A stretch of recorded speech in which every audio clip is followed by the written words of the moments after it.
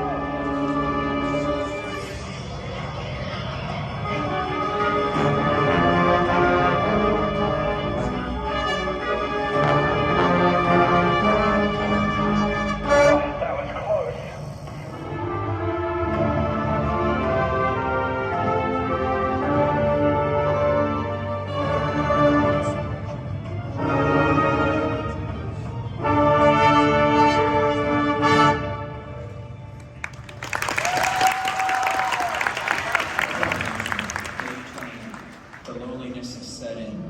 I miss my family. I miss my friends. I miss planet Earth.